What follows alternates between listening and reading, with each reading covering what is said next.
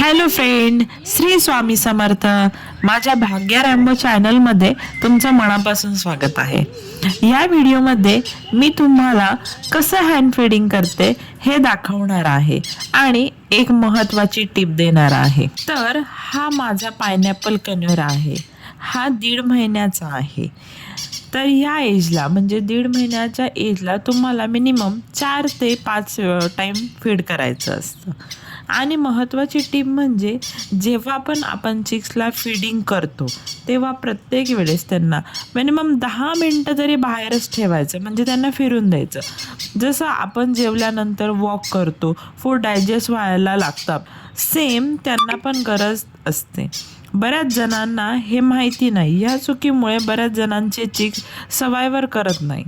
Feeding केल्यानंतर chicks एकाच जागेवर राहिल्यामुळे जे फीड असतं ते त्यांच्या क्रॉपमध्ये ते घट्ट होऊन चिक मरायचे चान्सेस जास्ती असतात आणि हे बऱ्याच जणांना माहीत नसतं आणि त्यांना हे समजत पण नाही की त्यांचं चिक्स कशाने एक्सपायर झालं आहे.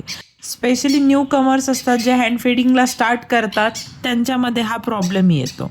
तर मला वाटलं ही गोष्ट तुमच्याशी शेअर करावी की ज्याच्यामुळे नक्कीच तुम्हाला याचा फायदा होईल, म्हणून तुमच्याशी शेअर करते. चला तर फ्रेंड्स, भेटूया नवीन व्हिडिओमध्ये नवीन माहिती घेऊन, नवीन आयडिया देऊन. तोपर्यंत श्री स्वामी समर्थ.